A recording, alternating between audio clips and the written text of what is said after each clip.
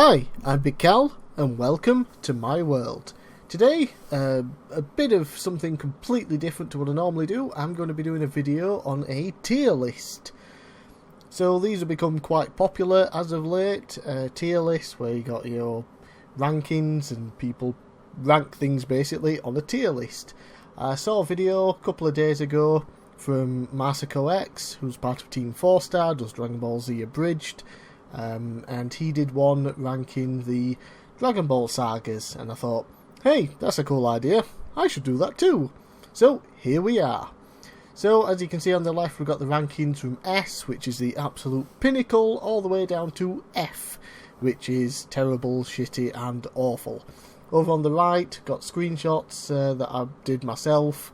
I made this entire thing myself, the whole tier ranking thing. I didn't just use a template. Yeah, why not? So just got images for all the sagas. Now, some of these sagas, the names and how they're set might be a bit different to what some people know. Over the years, they've kind of changed. Like for me, there was the Saiyan saga in Dragon Ball Z that started it off. But it seems that they've kind of split that, and there's the Saiyan part with Raditz, and then a separate one for Vegeta Saga, so it just gets confusing. I'm going by what I grew up with, basically. So, yeah, let's just begin, shall we? So, over here we have the Emperor Pilaf Saga, the first saga. Yeah, sorry, it isn't very good. It's not quite an F. I'm going to give it a slight pass for that because it is the first Dragon Ball saga. It kick-started it off. We got introduced to a lot of the main characters. We got obviously Goku. We got Bulma when she was important. You got Puar, Yamcha, Oolong. They were the core team at the time. Emperor Pilaf was the villain. We got introduced to the Dragon Balls. It's a lot more comedy based than fighting, because that's how early Dragon Ball was. It doesn't really do much for me anymore, but I can appreciate it as being the original thing that started it all. Yeah, so it's not quite an F, but yeah, it's not that great at all, so it's an E. So moving on now to the Tournament Saga, and this is great. So yeah, let's stick that up in the A ranking. Big fan of this. Obviously you get Goku training with Master Roshi, who helped train Goku's grandfather Gohan. Master Roshi, the strongest man in the world at the time. So he helps train Goku and Krillin, who shows up on the screen.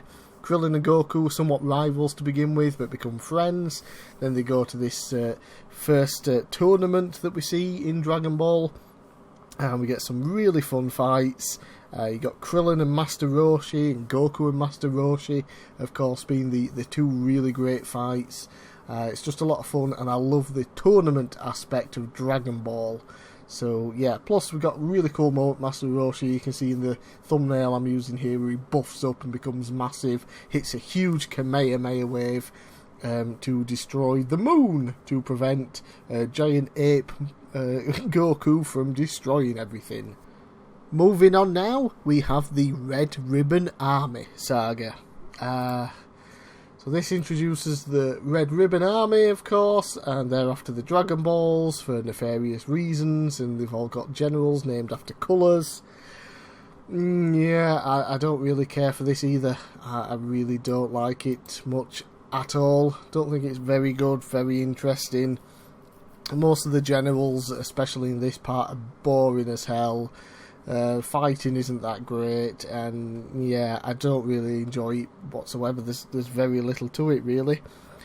And then we move on, still sort of with Red Ribbon, but we have a separate saga for General Blue, whose special ability seems to be able to sort of paralyse people, so we can beat them up and do whatever the hell he wants, which is kind of creepy in a lot of ways. And yeah, it's not very good either, unfortunately, in my opinion. I really don't like it. What am I doing there? Yeah, I think it kind of drags on a little bit. You've got the whole underwater thing with the pirate base, and You know, there's like a full episode where they're trying to fight a pirate robot, and it's just kind of boring. General Blue shows up, and he's boring as hell. And then we got those the weird episodes with Arali that shows up. Yeah, I just don't like it.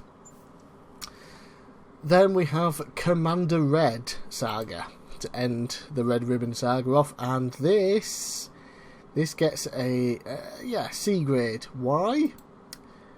Mercenary Tau, who is one of the best early villains in Dragon Ball. He's absolutely fantastic. He's a killer and a hired assassin, and he's strong as hell and absolutely obliterates Goku. Until Goku, of course, climbs Korin Tower, trains with Master Korin himself, who's a cat, and becomes strong enough to take out General, sometimes he's called General Tau, but Mercenary Tau in this. And yeah, I just really like Mercenary Tau. As for Commander Red, he's got an awful Scottish accent, and he wants to use the Dragon Balls to wish himself to become taller. But we also do get Goku basically annihilating an entire army all by himself. So, you know, that's something. Yeah, so it's in between this saga. It's got good and bad. Next is the Fortune Teller Barber Saga. Barber is Master Roshi's sister, and she can travel between worlds, the living and the dead, and get fighters from anywhere she wants. And yeah, I'm gonna put this up here as well with a C grade. Might shock a few people. It's only a fairly short saga, but I've always really enjoyed it. It's got a bunch of really fun fights in a tournament style setting. You've got like 4 or 5 of Barber's fighters against Goku and his gang, Krillin and Yamcha. And you have interesting opponents like the Invisible Man, and how they overcome the Invisible Man is just a funny classic Dragon Ball moment. You got the Mummy, and then you got the Devil Man with the Devil Might Beam, which is really cool. And then of course you get Grandpa Gohan showing up at the end to fight Goku and test out his powers to see how he is. And you get a nice reunion with Goku and his Grandpa Gohan, who of course is dead.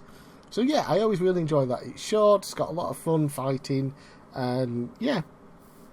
Moving on now, we get another tournament, and it's from the Tien Shinhan Saga.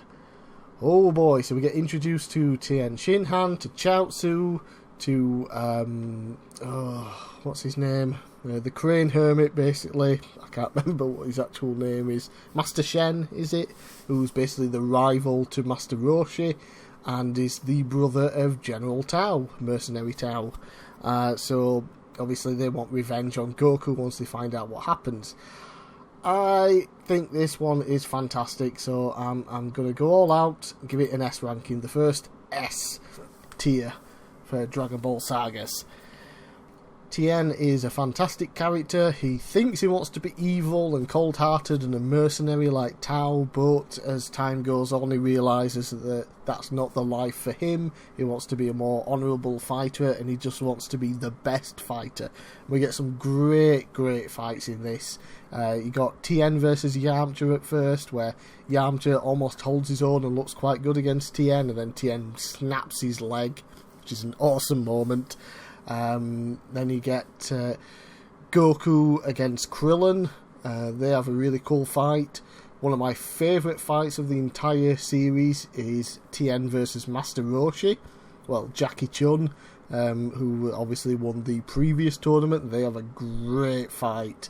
And then the main event in the tournament is, of course, Tien versus Goku. They have one hell of a fight as well, and it's really great. And the ending of it sets up the next saga, which is King Piccolo.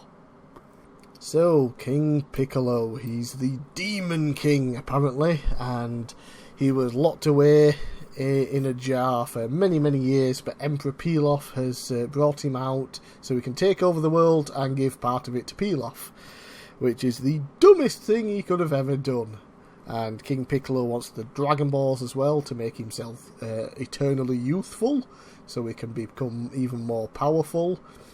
And I'm going to go with A ranking for this one as well, not quite S. Piccolo is a fantastic villain, King Piccolo. He really does just come across as an absolute force of nature. Just destroys everyone he comes into contact with, basically.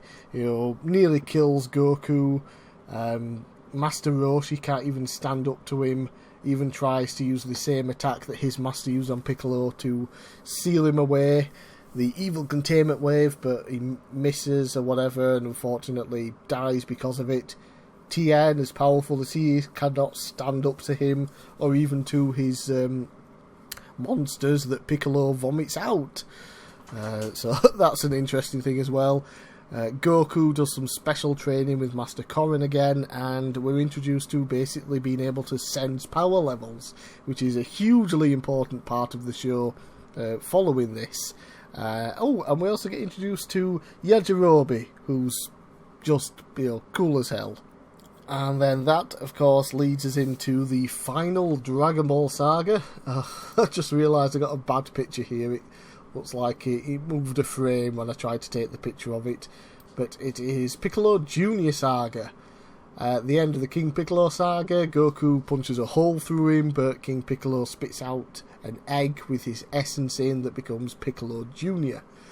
And, yep, another S ranking for this. Absolutely love this saga. So we start off first with Goku training with Kami, who is, of course, the guardian of Earth, or basically God. So that's an interesting concept, and we learn that, of course, he is the good half of Piccolo, and Piccolo is the evil half that he dispelled from his body, and that's what happened. So Kami is now training Goku to beat Piccolo. And, Goku becomes insanely powerful from this. And, of course, we have Mr. Popo, who does most of the training.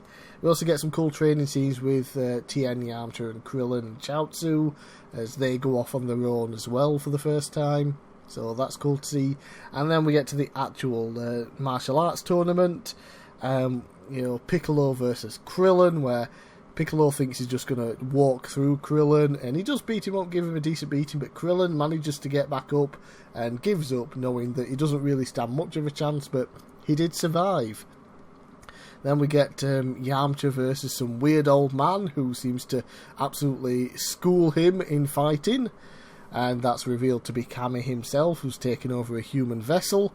And we get Kami versus Piccolo in an epic fight as well.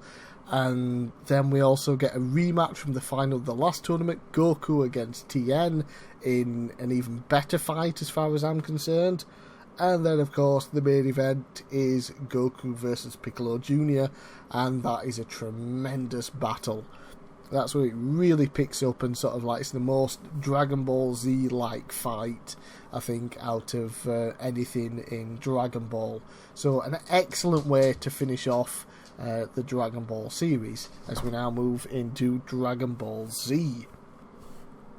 Okay, going to end the video here during editing, because I didn't realise it went on this long while I was recording. So instead I'm going to split the video up into 3 parts.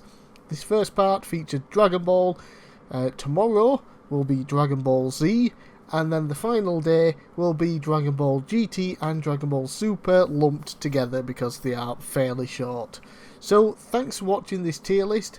I'll be back tomorrow with the next episode of it. Thanks for watching, and I'll see you again next time.